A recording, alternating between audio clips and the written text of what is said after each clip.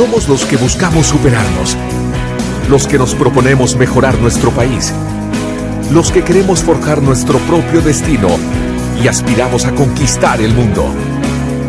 Aquí estamos los que queremos escribir nuestra historia con excelencia y creemos que la buena educación puede cambiarlo todo. Buscamos un futuro grande. Nos merecemos un futuro grande. UFG. Buenas noches, amigos televidentes, bienvenidos a su programa Hablemos Claro. Hoy miércoles 16 de enero tenemos a nuestro invitado de todos los miércoles hasta el día 30, nos ha dado plazo, que nos alquila el tiempo, el inquilinato. Nuestro buen amigo de todos los miércoles hasta el día 30 de este mes, Dagoberto Gutiérrez. Hola, Dagoberto. Un abrazo, Will. Bienvenido. Dago, hoy vamos a estar un poco diferente. Ah, vaya. Vamos a estar así como mi hermano el diputado, que no le gusta, ¿vale? Sí. Que no dejo que Dago se extienda mucho. Uh-huh. Pero vamos a estar así, como dicen, tiro al plato. Vamos a romper el hielo. Dagoberto Gutiérrez, ¿por qué crea usted que la gente de la derecha, la gente de plata de este país, le teme a Nayib Bukele? Este es un punto extraordinario, porque Bukele y su gente, sus compañeros, sus amigos, constituyen una pequeña burguesía empresarial. Es gente vinculada a los negocios. La familia Bukele. Sí. Que conocen ese mundo, entienden ese mundo. Crecieron en ese mundo. Sí, en ese mundo. Y sin embargo, los sectores oligárquicos y algunos sectores burgueses, muy posiblemente, temen a la posibilidad de perder el control sobre el aparato del Estado. Este es el punto. Por eso es que la pregunta es juiciosa. Uh-huh. ¿Y de dónde viene la confrontación entre el grupo oligárquico dominante y ciertos pequeños sectores burgueses con Bukele? ¿Con Bukele? Con Bukele. Es que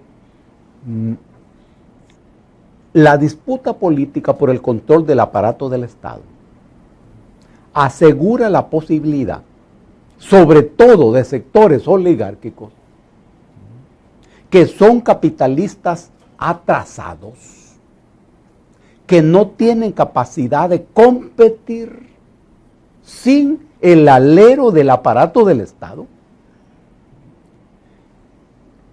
tienen temor de perder las ventajas que ese aparato les proporciona.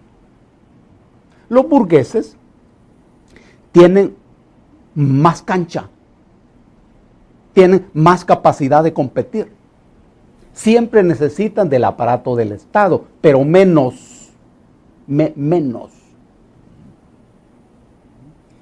Ahora, el motor de esa confrontación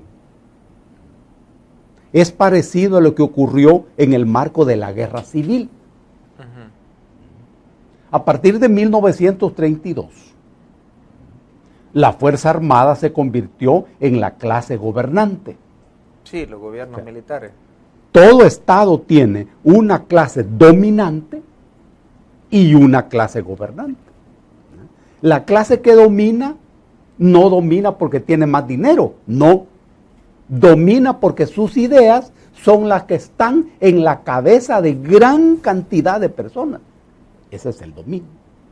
Pero los señores no se dedican a la administración del aparato del Estado. No. Necesitan quien lo haga. Ese es el sector gobernante. A partir del 32, la Fuerza Armada se le dio eso. Muy bien. El problema de los militares, en esto que estamos hablando, es que pasaron a controlar todo el aparato del Estado. Y en la década del 60 en el país se dio una reforma universitaria que abrió las puertas de la universidad a amplios sectores de la juventud, porque había un proceso de construcción del mercado común centroamericano y una parte de la oligarquía se había transformado en banqueros y en industriales.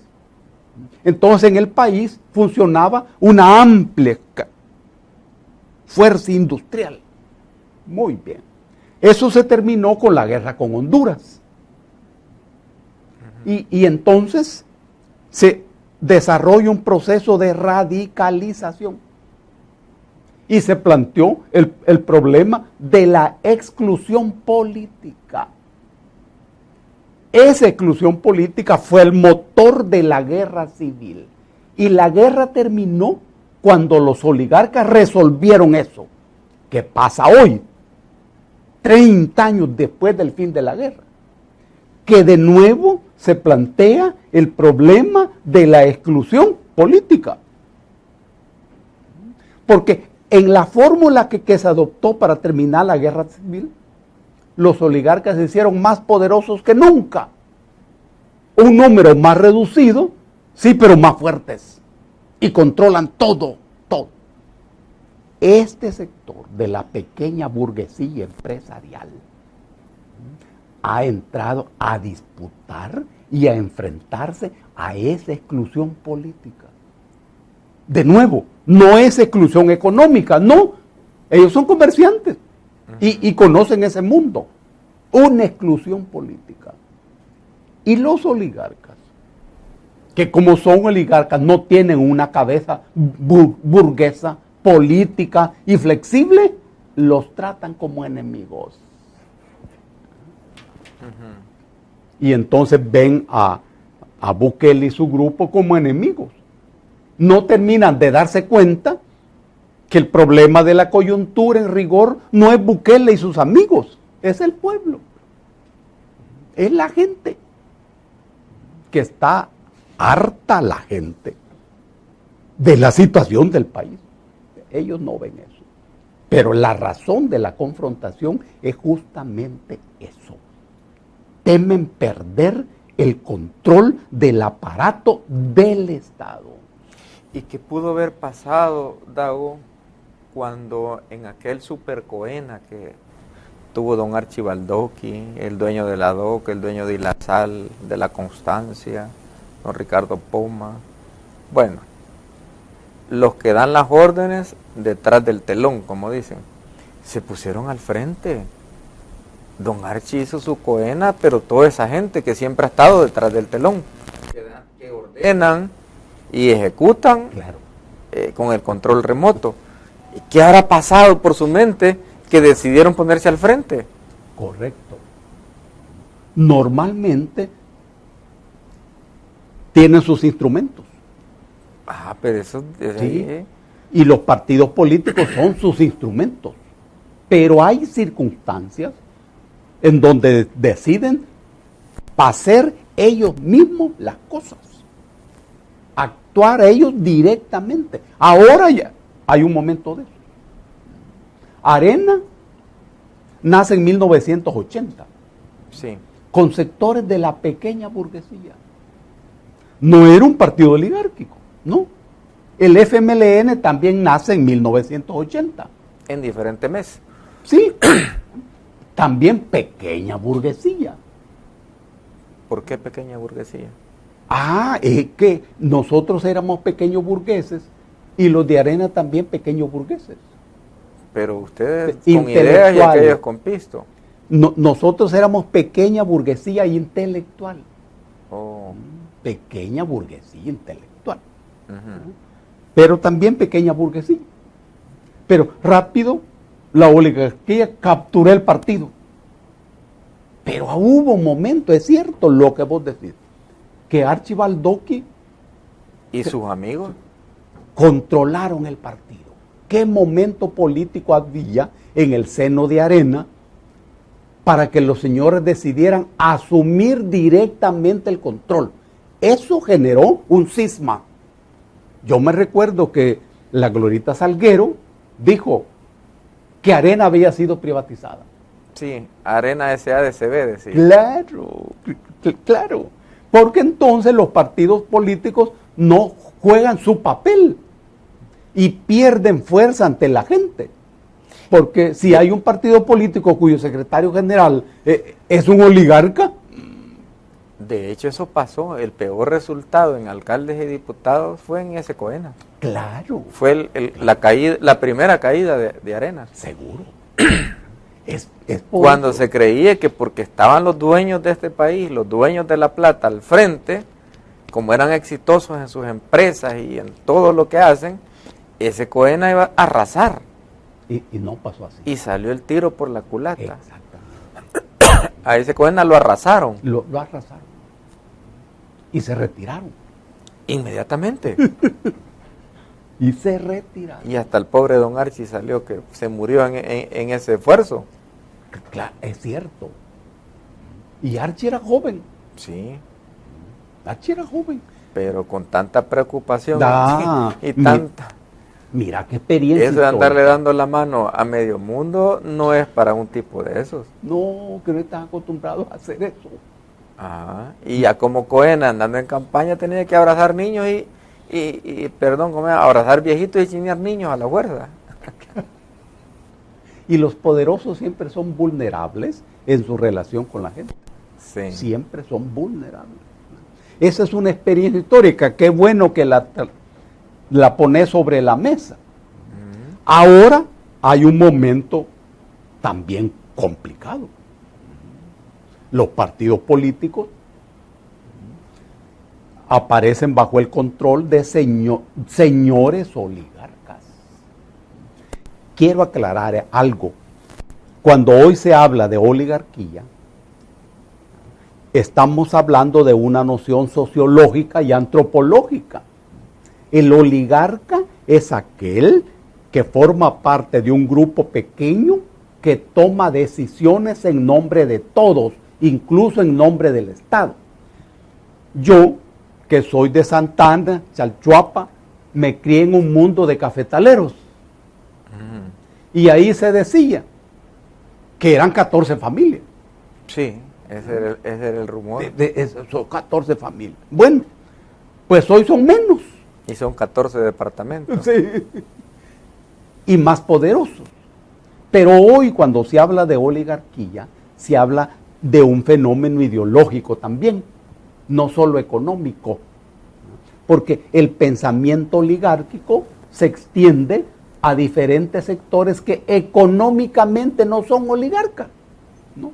Son gente, trabajadores, empleados, que se ganan la vida todos los días, pero su cabeza política es oligárquica. Es oligárquica. Tiene entonces el fenómeno una dimensión ideológica. Mirá la complejidad. Sí. ¿Con qué tiene que ver esto? Con que en nuestro país se aplicó un modelo neoliberal cuando la guerra civil termina. Se aplica un modelo neoliberal total, brutal, ciego, ortodoxo. Incluso el plan que se aplicó en Irak después de la invasión de los Estados Unidos se llama Remember El Salvador, haciendo referencia a lo que se hizo aquí. Pero en resumen, don Dago, ¿por qué temerle? ¿Por qué tenerle miedo a Nayib Bukele? Es que ellos no saben, los oligarcas no saben negociar. No. Aunque son buenos comerciantes. Comerciantes. Pero no son negociantes, no son negociadores. Ellos son negociantes. Comerciantes, no negociadores. No negociadores. Hay una diferencia brutal entre ser negociante y ser negociador. Diferencia brutal. Ellos no saben de eso. Y ellos pueden hablar con Bukele y su gente. Sí. Pero hay un problema de fondo en eso. Pero después de que gane. No, en cualquier momento hay un problema de fondo. Es que en nuestro país los sectores dominantes no son sectores dirigentes, son sectores dominantes. Y cuando los dominantes se convirtieron en dirigentes, lo hicieron mal. El resultado fue mal. Asumieron la propiedad de los partidos políticos. Sí. No eran dirigentes, eran los dueños de los partidos políticos. Cuando Archie hizo eso, por ejemplo, la gente entendió que él era el dueño del partido. Y la gente ya no votó por Arena. Mira qué fenómeno. Ahí se pegó un levantón al frente. En ese momento. Entonces, te explico, estos sectores no son dirigentes, son dominantes. La diferencia es que los sectores dirigentes construyen consensos, gobiernan con consensos. Con contrapesos. Sí, y negocian, buscan acuerdos con diferentes sectores. Esa es la diferencia. Estos no son dirigentes, no están acostumbrados a eso. Y estos burgueses o oligarcas, como dice don Dago, ¿en qué se benefician del aparato del Estado cuando ellos son gobierno? ¿Cuál es el beneficio? Qué buena pregunta.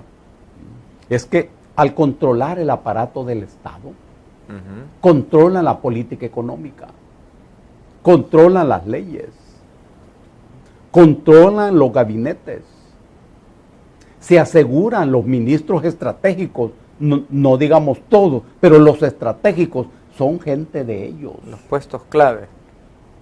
Hacienda. Siempre son gente de ellos. Claro. Eso ocurre en todas partes. Pero en países como el nuestro ocurre de manera más dramática. Porque el capitalismo es un capitalismo muy primitivo. Muy primitivo. Y necesitan del control de estos aparatos del Estado. Repito, porque no tienen capacidad de competir. Bueno, el capital salvadoreño no compite ni con Guatemala. No, estamos en cuna nosotros ahí. Claro. A pesar de que ciertos empresarios de estos capitalistas han invertido por todo Centroamérica y hasta Colombia. Pero son contaditos con los dedos. Claro, sí. Pero no son dominantes. Mira, históricamente el capital guatemalteco ha sido el más poderoso de Centroamérica desde los tiempos de la colonia. Desde esa época. Sí, desde los tiempos de la colonia española. Y los criollos de aquí fueron criollos que quebraron con el añil. ¿Quebraron económicamente? Sí, seguro. Sí, pero cuando ya el añil pasó de su apogeo. Sí. ¿Y por qué quebraron? ¿Se quedaron con los terrenos llenos de ese cultivo y ya no lo podían vender? Es que en Europa el desarrollo de la química les permitió producir colorantes sintéticos. Entonces vino la quiebra. Y se quedaron con toda la cosecha. Pero además hubieron reformas conocidas como las reformas borbónicas, que también los quebraron. La burguesía guatemalteca. ¿Y esa reforma cómo fue? Era como una reforma neoliberal. El Estado español necesitaba más dinero para sus guerras y decidieron sacar ese dinero de sus colonias. Entonces metieron impuestos, decidieron controlar el comercio. Y por ejemplo, los añileros sacaban su producto por Puerto Caballos, en Honduras, que hoy se llama Puerto Cortés. Controlado por los españoles. Sí, los españoles. Pero en esta reforma borbónica se dispuso que el producto del añil saliera todo por el puerto de Veracruz. Entonces, el movimiento de la mercancía hasta Veracruz... El costo era más alto, el flete. Decidieron cobrar las deudas pillas, que era que las iglesias en ese tiempo funcionaban como bancos Mm. y hacían préstamos. La iglesia prestaba dinero Claro, a intereses. claro. Y entonces... Bueno, de hecho el Vaticano tiene un banco. Bueno, eso es hoy. No le pagaban a la iglesia. Eso se llamaban deudas pías. Entonces vino la corona española. Dentro de estas reformas decidieron cobrar las deudas pías. Pero hubo un papa que se llamó así, Pío. Varios. Vale. Varios. ¿Y qué pasó? Los terratenientes que no le habían pagado a la iglesia se quedaron sin nada. Sin la tierra. Claro, porque la corona se cobró la deuda. Expropiando Claro, los terrenos. seguro. Y por ejemplo, el cura Miguel Hidalgo y Costilla, allá en Dolores, en México, tuvo uno de sus hermanos que se quedó sin nada y se suicidó. En todos estos países. Entonces, ¿Que se lo quitó la iglesia o la corona española? La corona española.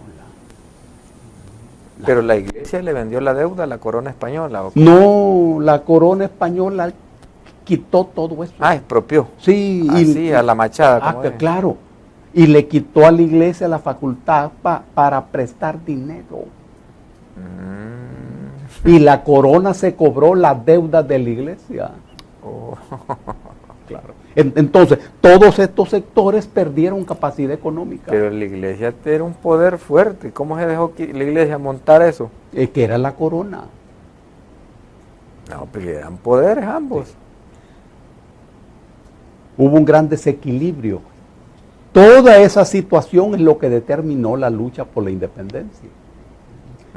Aún en medio de esa situación, los criollos guatemaltecos siempre eran poderosos. Y hoy lo siguen siendo. Lo siguen siendo. Todo esto se mueve en el temor de la oligarquía a Bukele. Ok. Hablemos un poco. ¿Vio el plan de gobierno que presentó Nayib Bukele? Sí. ¿Qué le parece? A mí me parece que no se trata de un planteamiento extraordinario en el sentido de que son cosas que nunca se hayan dicho o que nunca se hayan pensado.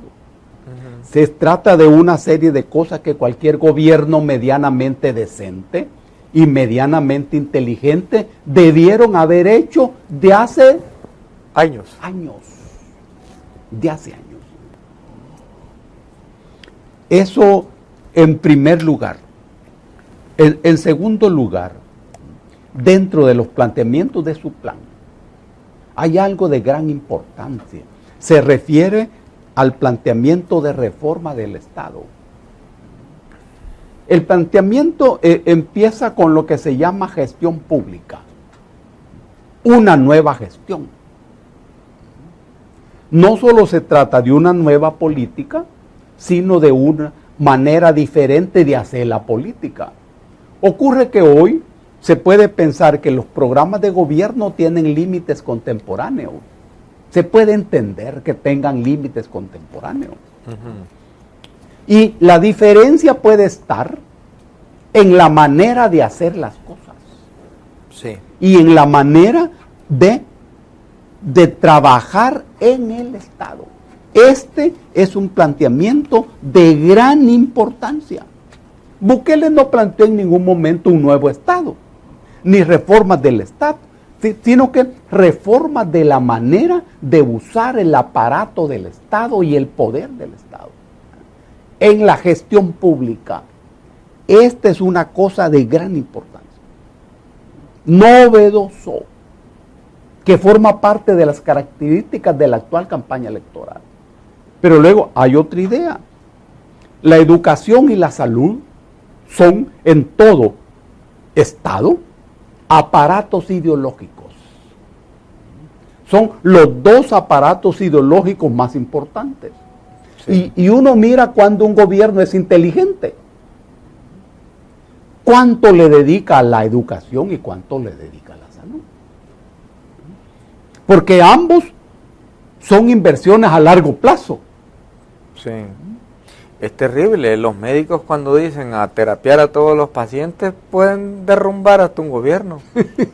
Sí. Médicos dándole terapia a sus pacientes en contra del gobierno y profesores reuniendo a los padres y la gente de la comunidad de cada escuela. Esos dos poderes juntos es de respeto. Es la educación y la salud. En el planteamiento de Bukele aparece una alta atención a estas dos piezas ideológicas, educación y salud. Pero también hay un planteamiento sobre la participación de la gente. Esto tiene que ver con el tema de la democracia. En El Salvador funciona una democracia que se llama democracia representativa. Ahí no participa la gente, solamente el día de la votación. La figura del referéndum y el plebiscito no existe en nuestro país. A la gente no se le consulta nada. En la ley del ambiente y en el código municipal aparece la figura de la consulta pública, pero no se usa. Cabildo abierto le llaman ahí. En el código. Pero el código no tiene, esa figura no tiene ningún sentido vinculante para el Consejo Municipal. No, se lo pide la Corte de Cuentas para los procesos cuando usted licita una obra en una comunidad, pero nunca le ponen importancia. No. Solo se dice que la alcaldía municipal tomará nota de las propuestas e ideas de la gente. Sí. Hasta ahí. Pero eso no es vinculante, para nada. Entonces, en el planteamiento aparece el esfuerzo de la participación de la gente. Ideas como el tren, por ejemplo, esas son ideas no nuevas, de larga data. Se viene hablando de eso de hace tiempo. Bueno, de hecho, es tan antiguo que ya había tren y se quitó. Claro. O sea, no es ni que va a haber por primera vez. No, hombre. Es reactivar.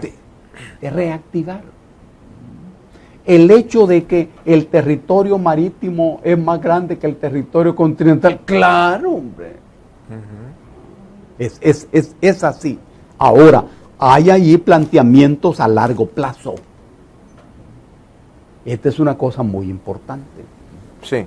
Los gobiernos hacen una serie de obras y trabajos que no culminan en su periodo,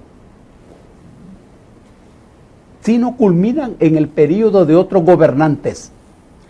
Hay una serie de planteamientos que hace Bukele en su plan que son de esa naturaleza. Y eso es muy importante.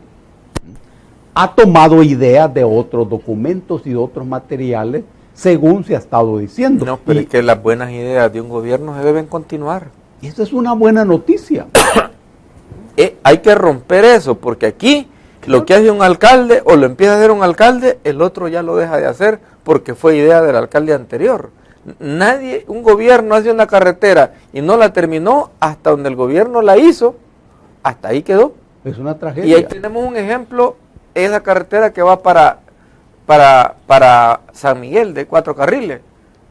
No llegó ni siquiera a Lempa. Y hasta donde la dejó Duarte, ahí está. Nunca más le ampliaron otro pedazo más. Y ese proyecto era hasta llegar hasta la Unión. Es trágico. ¿Ah? Tremenda. Y que Nayib agarre las buenas ideas o los buenos conceptos de un plan de salud que solo lo hicieron como plan y que nunca lo ejecutaron, para mí no es plagio. Para mí es la continuidad de un gobierno. Seguro, hombre. De las ideas de un gobierno. Sí. Es la comprobación de que en el país hay buenas ideas, hombre. Y las buenas ideas deben tomarse. Los ejecutores. Sí. ¿Quién las haya dado? No, eso no importa. No importa. Eso no importa. Lo que importa es que el beneficio llegue. Claro. Y que las cosas se hagan, aunque no se hagan en el gobierno específico. Es que sería como el plan de gobierno, o sea, sería la ruta a seguir de este gobierno y de los que vienen. En Estados Unidos proyectan una carretera de 1000 kilómetros, por decir así, que va a conectar de un estado a otro. Pueden pasar 6 presidentes Y el sexto que llega, ese la termina. No es porque llegaron los republicanos, entraron los demócratas, que esa calle va a quedar como quedó esa calle que va por San Vicente y que no llegó ni siquiera de Alempa.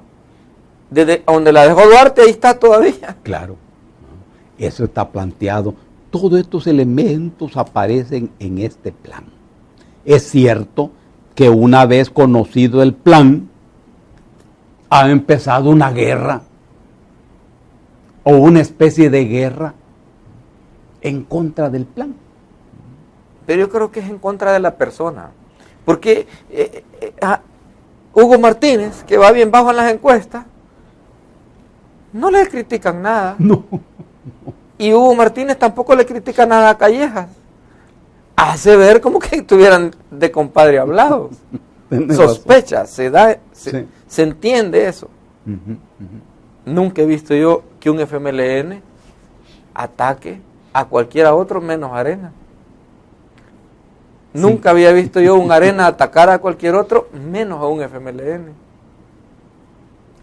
Tenés razón. Y eso la gente lo observa. Pero es que ahí entra lo que usted nos dijo la vez pasada, Dago, que antes de los acuerdos de paz se pusieron de acuerdo para hacer un bipartidismo en este país. Claro. Para gobernar un tiempo Arena, otro tiempo el FMLN y regresar otra vez a Arena. Este país no fue diseñado nunca, antes de los acuerdos de paz, para una tercera fuerza política. Ahora este fenómeno se les ha salido de las manos, porque este es un fenómeno. Es cierto, se les ha salido de las manos. Esa es una buena figura. Se les ha salido de las manos porque no tienen condiciones para capturar la verdadera esencia del fenómeno. Los fenómenos son siempre manifestaciones de esencia. Y aquí, en esta coyuntura, la esencia de ese fenómeno no está circunscrito a Bukele, sino a la gente. El verdadero fenómeno tiene que ver con la cabeza política de la gente, con la subjetividad de la gente. La manera como la inteligencia colectiva entiende lo que está ocurriendo en el país, hacia atrás y hacia adelante. Para los partidos de derecha, Arena y el FMLN, comprender esto es extremadamente difícil. Sí. Muy difícil. Por eso ponen el eje de sus ataques hoy contra Bukele. Hay un ataque mortal porque Bukele no participó en ese debate. Sí. Por ejemplo. Y uno entiende que si hay un debate y alguien no participa, los otros salen ganando. Claro. Otros salen ganando. Pero es que, por ejemplo, usted ve en el primer debate de Aster de vicepresidente, si hubiera ido el vicepresidente de Nayib, hubiera ido, usted ve, inmediatamente después del debate, hicieron una medición. Félix Ulloa, aunque hubiera ido, no hubiera salido bien evaluado en esa medición. Sí. Esa era una trompada, como dicen, en lo oscuro. Sí. Si Félix Ulloa va, hubiera salido como el candidato vicepresidente más reventado en esa encuesta rápida que hicieron después del debate. Lo mismo iban a hacer si hubiese ido Nayib en la presidencial. ¿Cómo cree que hubiera salido en esa encuesta Nayib después del debate? Ese hubiera sido un golpe mortal así debajo de agua. Sí. Hay un dato elemental en ese debate. Formalmente se dice que es para que la gente conozca los planes de trabajo. Pero ese era quién ganó el debate. Sí, pero antes de eso, Will, es que tenían un tiempo de 1 minuto. No, hombre, 1 minuto. 1 minuto. Y está bien. Ya imagino que le hagan una pregunta a Dago y le den 1 minuto. Un minuto. Y en 1 minuto te tenían que exponer el plan de trabajo de cada uno. No, hombre. Eso es otra cosa. Sí. Esa es otra cosa. Y luego viene una evaluación Después, ¿quién ganó el debate? ¿Quién ganó el debate y quién perdió? Entonces es una competencia, no es una actividad intelectual. No, ni de información, de interés para la gente. Nada de eso. Además hay que precisar otra cosa. Hay una diferencia entre el debate y la discusión. El debate es el conjunto de opiniones, puntos de vista, tesis, hipótesis que hace la gente en los buses, en la calle, en los mercados, en las esquinas, sobre un tema determinado o una coyuntura determinada. Por ejemplo, en este momento hay un debate intenso entre la gente. La gente habla de todo esto, discute de todo esto. Eso se llama debate. Ese es el debate. Ahora, cuando este debate se organiza, se estructura, se convierte en discusión. La discusión ya es otra cosa. Y toma diferentes nombres, la discusión. Puede ser un conversatorio, puede ser un foro, puede ser un simposio. Hay una gran cantidad de nombres, pero es discusión. En nuestro país hay un amplio debate. La gente está hablando de todo esto, de diferente manera, de diferente forma, con diferentes puntos de vista. En ese debate, lo que aparece es que la gente no quiere que Arena regrese al poder, ni quiere que el FMLN continúe. Eso aparece muy contesta en el debate, con gente de diferente posición ideológica, pero en ese punto coinciden. Convergen. Claro, en ese punto. Ahora, si yo convoco a un debate para discutir los planes de trabajo y a cada participante le doy un minuto, es una cosa increíble. El único que podría leer bien es que el que yo le haya pasado las preguntas, porque es en un minuto puede responder. Claro, pero supone una estructura que a vos le pasé las preguntas y que le pasé la respuesta. Pero aquí no estamos jugando los intereses. Bueno, esta PAE es amañada. Si se compara con una PAES. Sí. Y el otro aspecto es a lo que vos te referís, que hay una evaluación. Entonces ocurre que hay alguien que gana un debate y alguien que lo pierde. Bueno, hay alguien que lo pierde. ¿Y quién lo va a ganar? ¿Y quién lo va a perder? 3 atacando a 1. Claro, son 3 contra 1. 3 contra 1. Sí. Esa es la lógica del evento, esa es la lógica del evento. Usted solo tira una pedrada y después espera el turno de que le peguen 3 pedradas. Así veo yo eso, Will. Y siempre le tiran al que va en primer lugar. Sí. Todos ahí convergen todos los candidatos, sí, en pegarle al que va arriba. Entonces aparece una lógica extraña, porque formalmente los partidos necesitan participar en ese debate. Pero de repente pareciera que los partidos necesitan que el que va encabezando las encuestas participe en el debate. Pero los que están exigiendo eso en el pasado, cuando han encabezado las encuestas, nunca han ido a debate. ¿Cómo podemos interpretar eso? Seguro, sí. Cristiani nunca fue a debate, Calderón Sol no fue a debate, Paco Flores no fue a debate, Tony Saca, ¿se acuerda cómo lo retaba Chafí Gándal? Ajá. Que lo retaba por todos lados a que debatiera. Tony nunca fue. ¿Cuál fue la respuesta que dio Tony en una entrevista? Candidato que va arriba en las encuestas, no debate. No necesita. No debate. No me acordaba de eso. Sí. Hay historia. Y mire, Chafik, bueno, ya usted lo conoció como era de explosivo, de aventado, de hablado. Ajá. Cada vez que tenía un micrófono lo retaba a Tony Saca. Lo retaba con pistola, cuchillo, machete a un debate como quisiera. Y Tony nunca con hondilla, como quisiera.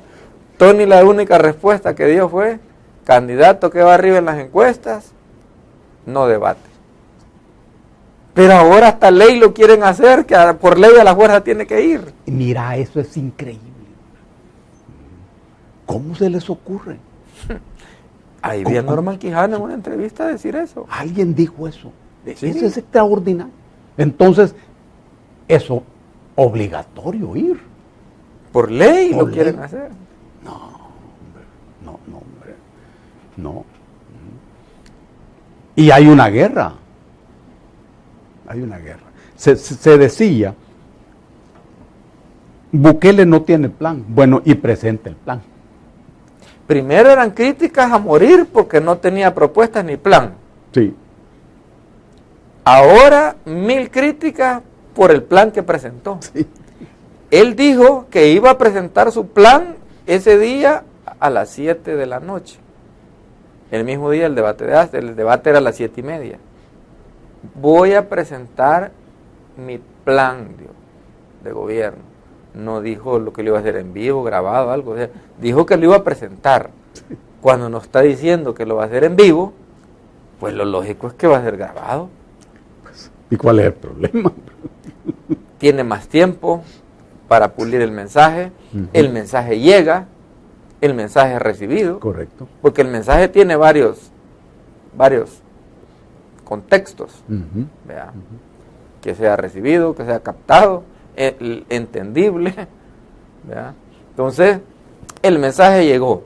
Al siguiente día, las grandes críticas, y resulta que el partido que lo más lo critica no ha presentado plan de gobierno. Pues sí. Es que esta No, gente... pero es que Dago, si usted y yo nos andamos peleando, vamos a Dianita, la rubia, Diana, la que tenemos acá, Sí, y yo me ando peleando con usted el amor por Diana, sí. ¿cree usted que yo le voy a decir a Diana que usted es trabajador, buena gente y honrado? ¿Sabe qué le voy a decir yo? Sí. Dianita, le voy a decir. Tenga Dianita cuidado. está atrás, tenga cuidado Tenga con cuidado. Dago. Dago empieza con la hija y termina con la mamá. Dago... Es una gran amenaza. Mire, Dago, 2 meses es dulce, tierno y cariñoso. A los 2 meses en adelante, golpizas y media.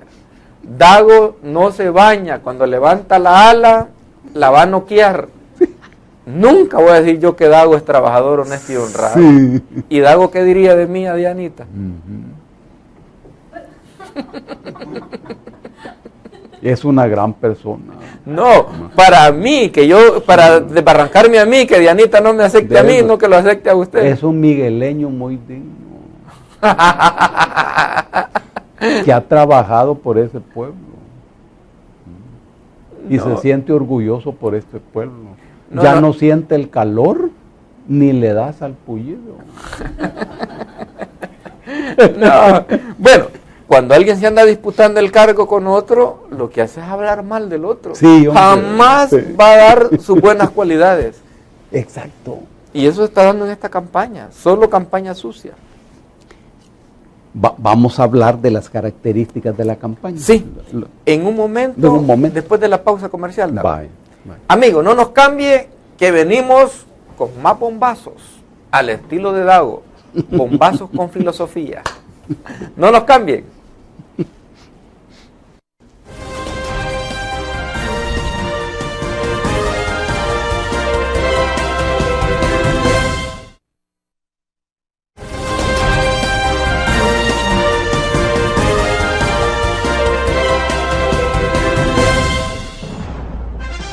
Gracias amigos por continuar en sintonía de TVO Canal 23 y su entrevista Hablemos Claro. Dago, vamos a hablar, yo he escuchado un rumor por ahí, no sé si usted lo ha escuchado, y me gustaría que si lo ha escuchado, pues, que toquemos este tema, que se rumora, se dice que esta es la primera campaña del siglo XXI, ¿verdad? Que esta campaña tiene diferentes características. ¿Qué nos podría aportar sobre eso? Es importante esa figura. Pero ¿por qué andan ahí que es la primera campaña del siglo XXI? Ajá. Es que esta campaña tiene tales características que se puede pensar justamente eso. ¿Por qué? Es la primera campaña en donde los partidos políticos no son el sujeto. No son el imán. No. Se ha entendido hasta ahora que el corazón de las campañas electorales son los partidos políticos. Y la gente se convierte en el objeto del trabajo de los partidos políticos, que son el sujeto. Pero en esta campaña los términos aparecen invertidos. El pueblo es el sujeto y los partidos políticos son el objeto. El motor de las campañas electorales ya no son los partidos políticos. Estos partidos políticos han perdido peso intelectual, peso político, peso ético, y han dejado de ser lo que en años anteriores eran. Por ejemplo, la democracia cristiana en la época de Napoleón Duarte era una escuela política. Sí, incluso iban hasta Alemania, a Venezuela. El partido Acción Renovadora, PAR, en su época, igual. Esta es la primera campaña que se hace contra los partidos políticos y sin los partidos políticos. Estas son características extraordinarias. Me está dejando en la luna, sí, pero démosle. Sí, pero hay un segundo aspecto, y es que esta también es la campaña en donde las viñetas ideológicas no juegan como en campañas anteriores. Y hoy la izquierda, la derecha, no aparecen danzando en la cabeza política de la gente de manera preponderante. Y la gente no opta por un candidato porque sea de izquierda o porque sea de derecha. No. Son otras las motivaciones que mueven el voto de la gente y las preferencias y opciones políticas y preferencias electorales de la gente. No es porque tal candidato sea de izquierda o tal candidato sea de derecha. Este es un fenómeno. El intelectual brasileño Frei Beto acaba de escribir un artículo en donde dice: es dable pensar que en este momento los pueblos se han alejado de las izquierdas tradicionales. Él está hablando en relación con América Latina. Pero en esta campaña, no juega eso. Pero hay un tercer aspecto. Es que esta campaña electoral se desarrolla sin los métodos tradicionales que en el pasado funcionaron. Por ejemplo, el trabajo territorial se ha entendido como la base de las campañas electorales. Pero ocurre que ahora, en realidad, la campaña electoral se desarrolla en esos aparatitos y en lo que se llama redes sociales. Celulares. Sí, en los celulares. Ahí está el grueso de la campaña electoral. Hoy no hay mitines, por ejemplo, que en el pasado era una actividad fundamental. No se entendía una campaña electoral sin mitines. Sin mitines. Y la gente asistía a eso. Era una fiesta cívica. Y los partidos entendían que si hacen un mitin gigantesco, ya ganaron la votación. Hoy eso no funciona así. Sí, porque el FMLN llenó el estadio y va en último lugar en la encuesta. Claro, no es eso. Quiso aparentar fuerza, poder. Sí, y hay otro aspecto. En esta campaña electoral aparece el problema del Estado. Y es que en un sentido formal, en una campaña electoral, se discute, se presentan opciones sobre el gobierno. Pero las campañas electorales no tienen que ver con el Estado. El Estado es un conjunto de aparatos que tienen una dimensión permanente, que no se resuelven con votos, sino con el poder. Pero en esta coyuntura electoral aparece el planteamiento de un nuevo Estado. ¿Cuál es la naturaleza del Estado en El Salvador? Es un Estado oligárquico. Ahora, para las necesidades que tiene el país de renovación y de transformación, ¿es la lógica de ese Estado la que debe funcionar y la que debe mantenerse? No. Y eso ha aparecido. Gane o no el partido que la gente apoya, es otra cosa. Pero el tema ya está puesto en el debate. Un nuevo Estado. Por eso es que si se habla de campaña electoral y del siglo XXI, se puede considerar que esta es la primera campaña electoral que concita las nuevas características de la nueva coyuntura. Hay un nuevo ser humano que entiende las cosas de otro modo, que tiene otras opciones. ¿Quién ha delineado y quién ha definido a ese ser humano? No es el Estado, es el mercado. Pero este es otro tema. Es en ese sentido que pienso que es viable pensar en la campaña del siglo XXI. Finalmente, me parece que es viable decir que la gente en esta coyuntura sabe bien qué es lo que no quiere. Sabe bien. Pero hay una búsqueda para saber qué es lo que quiere. O dicho de otro modo, qué es lo que se necesita para que el país salga del abismo en que está metido. Este es el problema político fundamental. Y hay que decir sobre esto, que si nuestro país va a sobrevivir para vivir después, somos los diferentes los que tenemos que buscar a partir de nuestras diferencias un camino viable. Y por eso es que en el país es necesario más discusión, más encuentros y también desencuentros para buscar un acuerdo político entre los sectores que trabajamos para eso. Pregunta en el Facebook, porque nos están viendo en Facebook ahorita, Douglas Romero.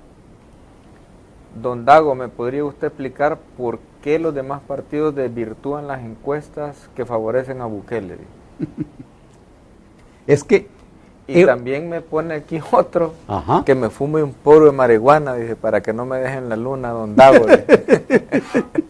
Para que vaya a la par con Don Dago, que me fume un puro de marihuana. Para que no me dejen la luna. Es una buena pregunta la de Douglas. Una encuesta es un ejercicio político con un valor intelectual, sin duda hecho por empresas muy responsables, que capturan un conjunto de opiniones de las personas. Las empresas hacen su trabajo. Las empresas que están presentando las encuestas hoy, me parece que son las mismas que lo han hecho en las campañas anteriores. Pero el problema real no son las encuestas. No, no son las encuestas. Y la confrontación entonces, me parece a mí que no debe ser ante las encuestas, sino que la respuesta a la coyuntura actual está situada en el terreno de la subjetividad de los seres humanos, en la manera como las personas descubren la lógica de sus intereses. Ahora, los partidos políticos que no son favorecidos por las encuestas no las aceptan. Siempre dicen que la propia encuesta es el día de la votación. Y bueno, digamos que... Buena zafada. Sí, sí. Digamos que eso es cierto.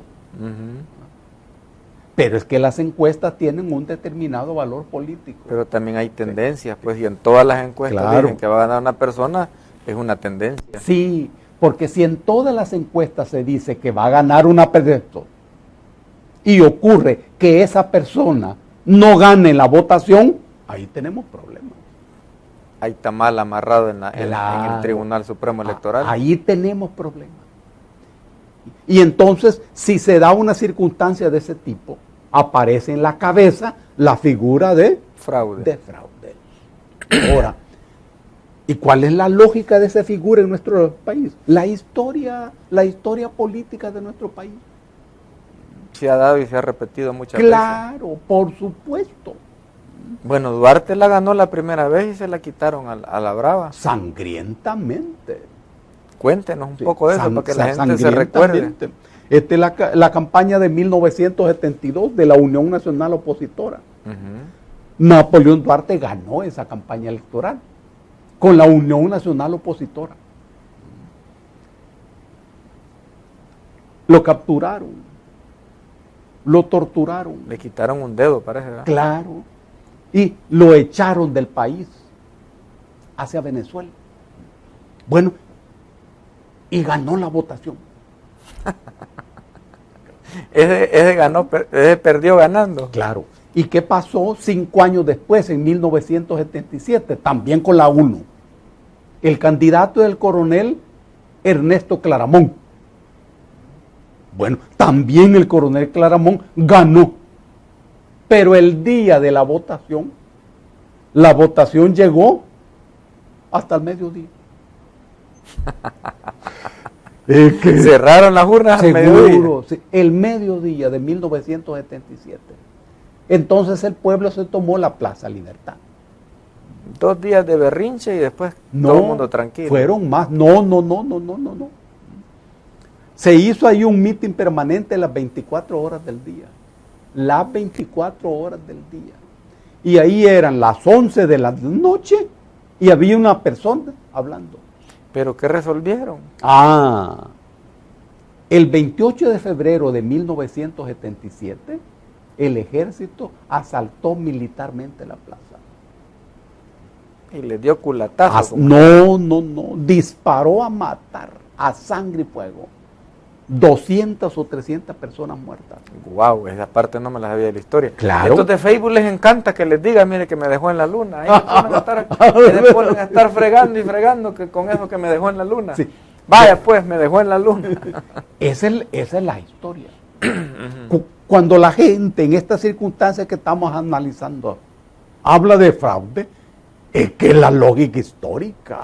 O sea que mataron más de 200 personas. Claro. Para que se desarmara la oposición de ese momento. Seguro. La crítica, Sí. Mira, y de inmediato pasaron a lavar la sangre que quedó en la plaza. De tal manera que a las 6, 7 de la mañana todo estaba limpio. hasta perfumado. Todo limpio. Y los muertos. Y de nuevo, el coronel Claramón, al que nadie podía acusar de comunista, Venía de ser militar. era un militar. Lo echaron para Costa Rica. Era moda que lo sacaban también. Claro. Pero claro. Funes dejó el solo, no lo sacaron. Bueno, eso es otra historia.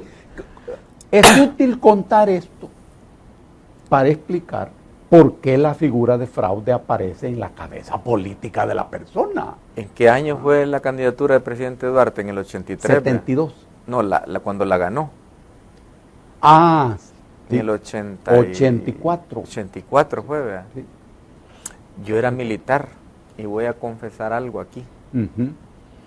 A nosotros, la unidad de nosotros, nos mandaron a cuidar las urnas a Guatajiagua, departamento de Morazán. Pero cuando hacen el famoso boca de urna que le llaman, Sí. que Duarte iba pegando una gran apaleada, nos ordenaron llevarnos las cajas de los votos, los soldados. Y la guerrilla nos iba siguiendo queriéndonos quitar las cajas de votos. La guerrilla de Guatajiagua. Sí. Nos agarramos a balazos, hallamos una quebrada y por esa quebrada nos fuimos hasta Chapeltique. Ajá, sí. Que Está cerca. Está cerca, sí. ¿Cómo diablos hicieron para llenar esas actas y nosotros nos llevamos todas las cajas de votos? Por órdenes militares. Mira. Y aún así ganó Duarte con penqueada. Y esa orden la dieron a nivel nacional, no solo en Guatajiagua. Aún así ganó. Aún así ganó Duarte, que fue apaleada, Seguro. fue penqueada. Pero mire, cuando un gane es alto, cualquier tipo de fraude no funciona porque Duarte ganó. Es importante. Tuvieron que darle el gobierno a la fuerza. Importante eso que estás refiriendo. Importante. Porque si algo es importante en esta coyuntura electoral, es que la gente asista masivamente a votar. Que nadie se quede en sus casas. Ese día nadie se queda en su casa. Nadie se va a la playa antes de ir a votar. Después de ir a votar, sí. Pero, además, como la figura del fraude tiene un peso histórico en nuestro país, se trata de votar y quedarte para estar vigilando lo que está ocurriendo. Hoy no se trata de votar e irte para la casa. En circunstancias normales eso se puede hacer, como no, sí, pero Cuando hay ahora confianza. no. Cuando hay confianza, además, pero ahora no. Votás masivamente y te quedas allí. Porque la garantía contra el fraude está en manos del pueblo. No hay organismos internacionales, no. Y no estamos diciendo que el Tribunal Supremo Electoral va a hacer eso, no. Es que hay diferentes modos, diferentes métodos. Por eso, un primer punto, voto masivo. Nadie se queda en su casa, todo el mundo va a votar. Y que no voten nulo. Sí, exactamente. En esta coyuntura no se trata de eso. Vote No, bien, marque vote bien. Vote arriba y al centro, como dicen. Sí, claro. Y para todos los participantes se trata de un juego limpio. De tal manera que el que gane bien. Y que el que pierda bien. Esta es la condición. Sí. Esta es la condición. Dice en Facebook Antonio Cigarán, Pablo Neruda dice, escribió, dice, un poema titulado Masacre. Pareciera que describió la masacre del 28 de febrero. Claro. Sí, seguro. Esa no me la sabía yo, Sí, que habían masacrado a la gente, sí. Y mira, ese fue un error muy grave de la Fuerza Armada de aquel momento. ¿Y quién se supone que ganó esa vez? Romero. Un presidente militar. Claro, el general Romero. Fue un error. Iba manchado de sangre ese gobierno. Sí. ¿Y qué pasó en la conciencia de la gente en esa masacre? Para la gente quedó claro que el único camino era la guerra. Ahí le abrieron las puertas. Claro. Otros caminos estaban cerrados. La insurrección. Claro. Esa matanza cerró todos los otros caminos. Y vino la guerra. Y al general Romero le dan el golpe de Estado 2 años después. ¿En ese tiempo eran 5 años o eran 4? 5. Sí. En octubre de 1979 le dan golpe de Estado. ¿Otro militar? Sí, es el golpe de la Junta Revolucionaria de Gobierno. Eso iba a preguntar, porque hubo una junta revolucionaria De de gobierno que allí. no eran ni militares ni eran oligarcas. No, ¿Cómo no? ¿O era una militares. mezcla de todo? Eran militares. La juventud militar. Los capitanes Sí, que le llamaban. la juventud militar. Es decir, el gobierno de Romero, que se levantó vinculado a esa matanza, Sí. duró 2 años. Ahora, en esos 2 años hubieron también matanzas. Pero entonces fue planificado, pues vaya, el problema era Romero porque ganó fraude y mató 200 personas, va. Lo vamos a quitar para que la gente se calme, pero vamos a poner más de lo mismo, no más que más jóvenes.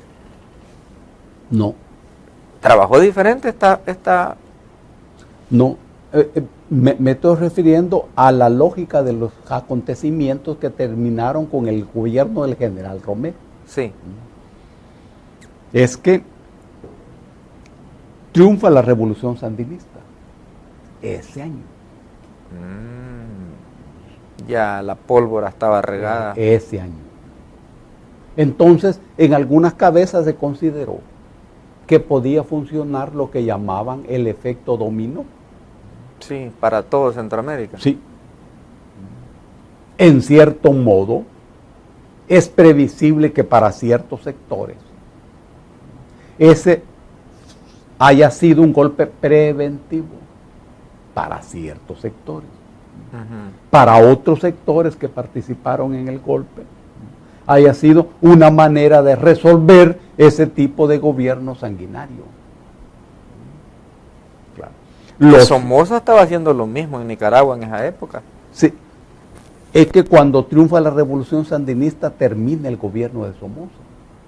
Derrocaron. Sí, terminó el gobierno a partir de una revolución. No fue exactamente un derrocamiento, un golpe de Estado, una insurrección. Una insurrección. El mismo año. De la masacre de acá. Sí. Yo me acuerdo de que los guardias somocistas pasaban acá vendiendo pistolas, vendiendo de todo, porque iban quizás para Estados Unidos, no sé para dónde. Sí. Y ¿Vos estabas en el ejército? No, No. estaba cipote, estaba niño, todavía no había pecado. Ajá. Pero no me acuerdo de esa masacre de esas 200 personas. Claro. Limpiaron Ah, toda la sangre del silenciaron, parque. no medios de comunicación. Claro, ¿no? claro. Ya a las 6 de la mañana el parque estaba bien lavado, No pasó nada. bien limpio. Aquí no ha pasado nada.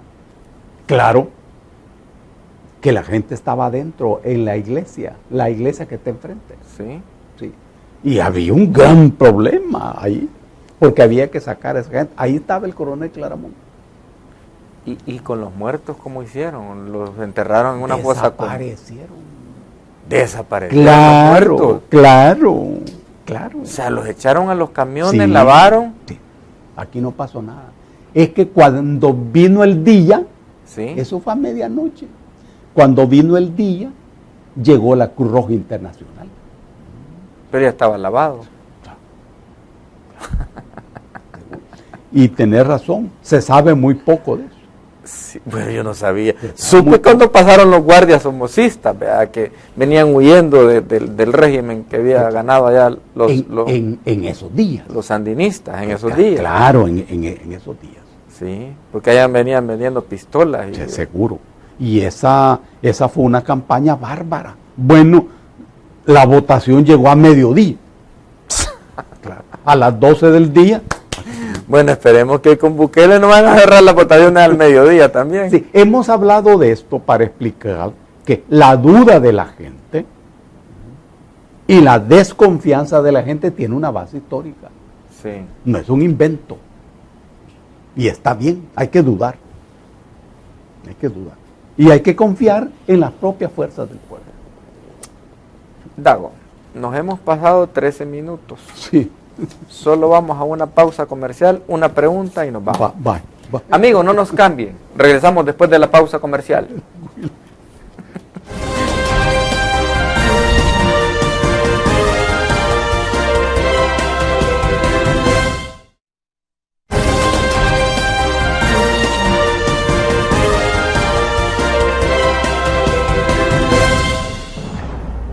Gracias amigos por continuar en sintonía de su entrevista Hablemos Claro.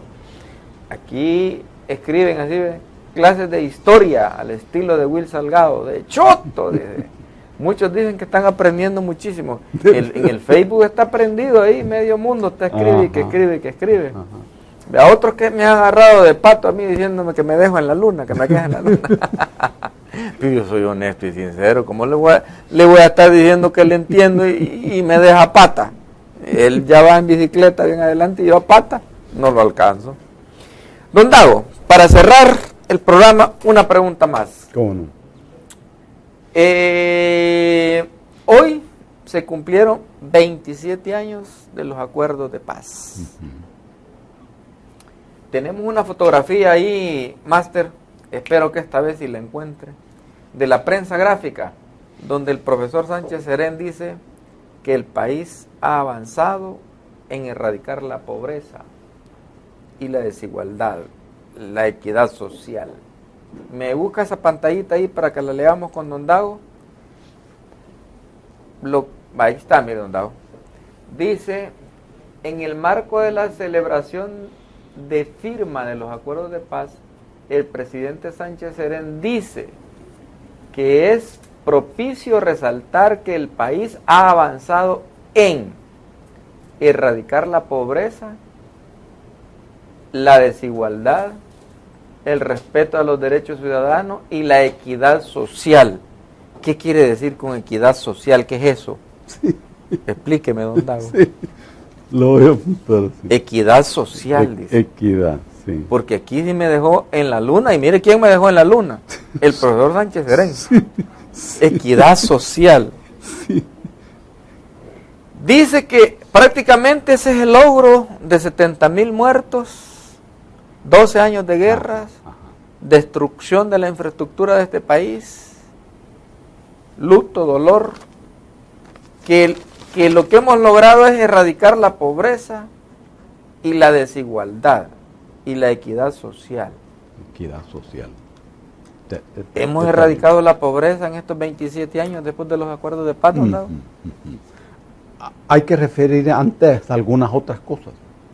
Las negociaciones terminaron la guerra, sí, pero no terminaron el conflicto. Ocurre que el conflicto es el continente. El conflicto es social, económico, político, es de salud, laboral, es de educación, es laboral. Todo eso es el conflicto de género. La guerra es uno de los contenidos de ese conflicto.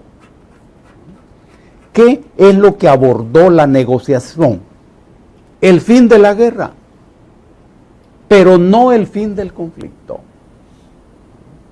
Este es un punto fundamental. Ahora bien, termina una guerra con esa negociación. La guerra civil. Guerra civil.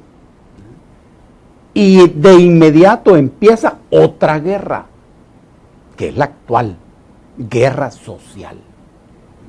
La actual guerra es la más sangrienta de nuestra historia, la más compleja,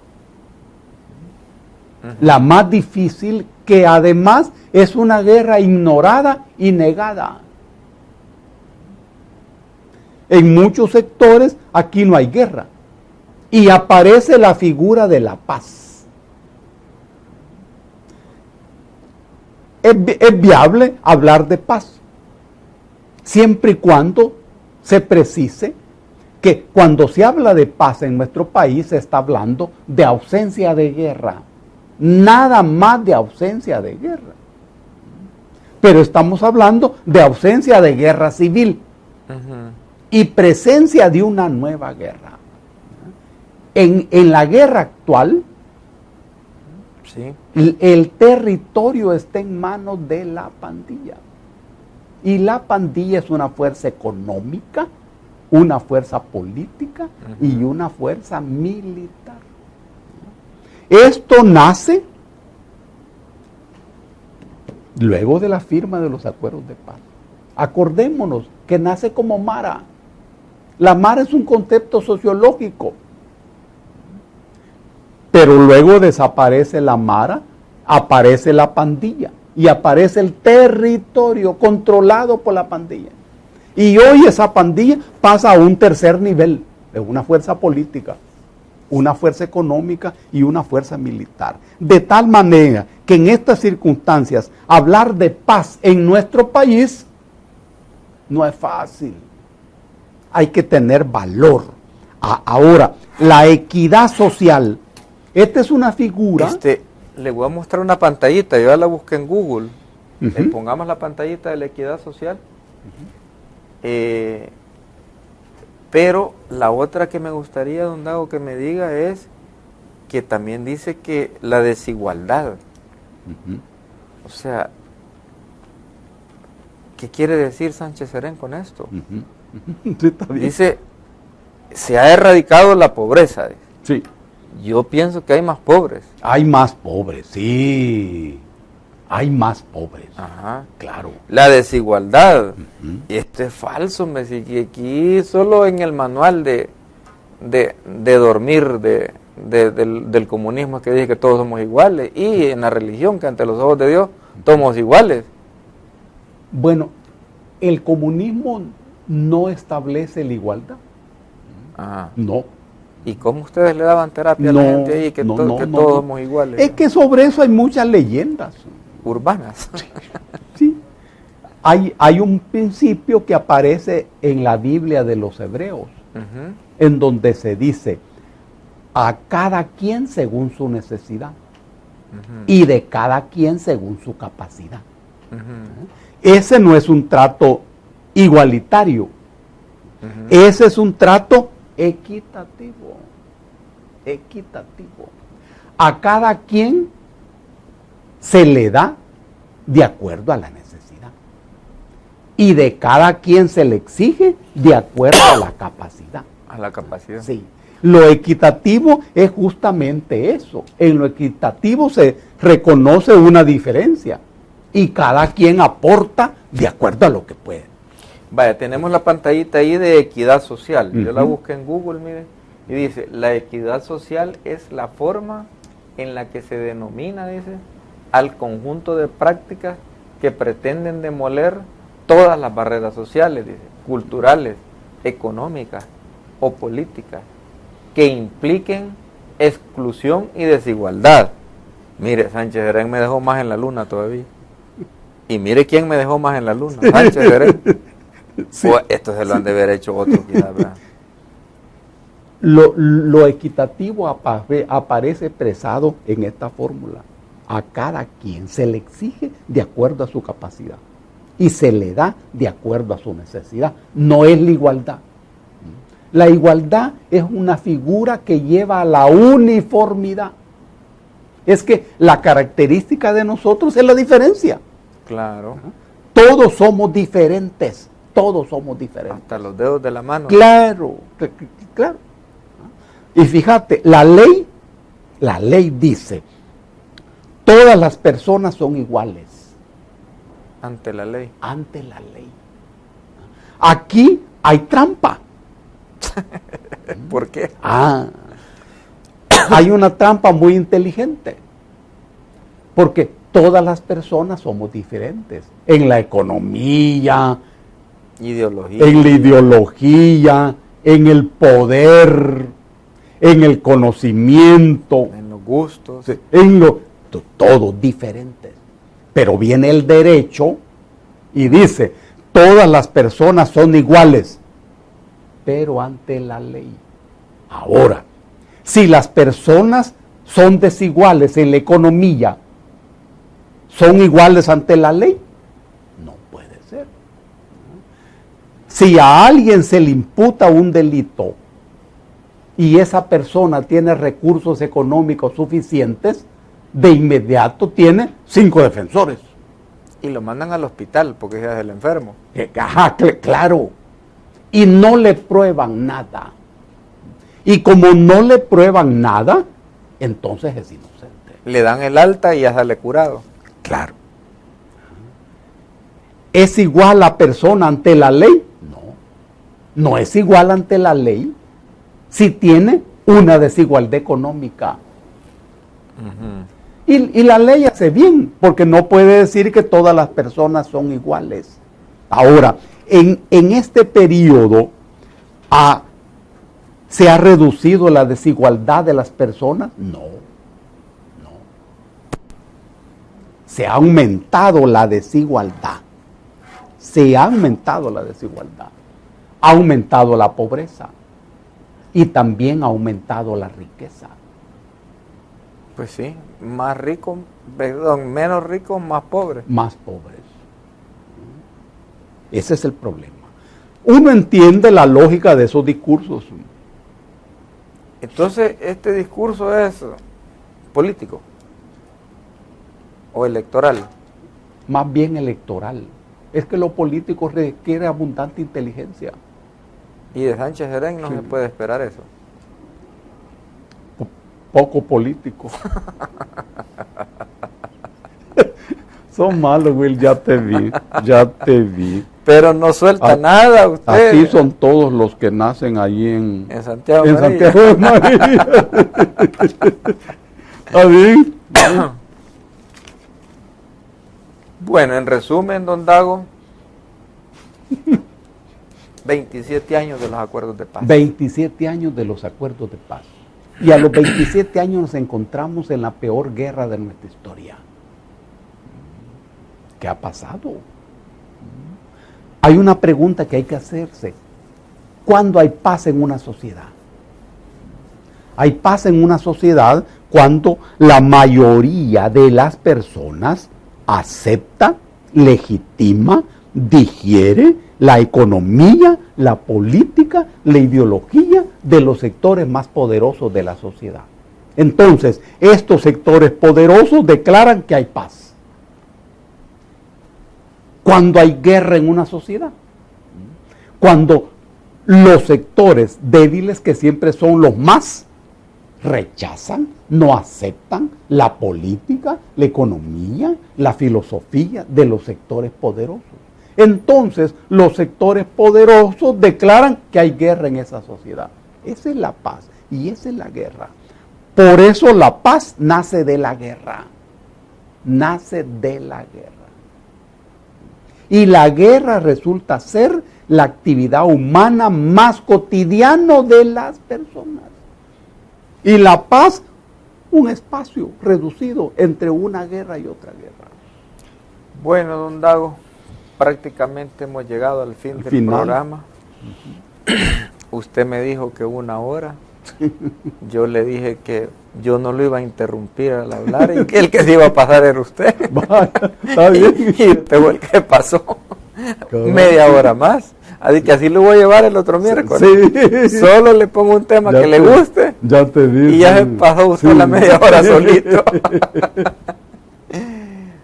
Don Dago. Muy bien. Para cerrar el programa, la despedida con nuestro pueblo y un llamado a que salga a votar la gente. Exactamente. Eso es fundamental. Todos sabemos que el voto es un instrumento político. Y como instrumento político es táctico. Es decir, que hoy lo uso, mañana no. Y pasado mañana lo vuelvo a usar. Esa es la táctica. La táctica no es una cosa permanente, no. Hoy en esta coyuntura, sin embargo, se trata de que todo mundo vaya a votar, tal como lo hemos dicho hace unos minutos. Y se trata de que la gente vote y se quede. Porque el antídoto para el fraude está en manos del pueblo. Solo el pueblo. Un abrazo para todos. Cuídense mucho. Y buenas noches.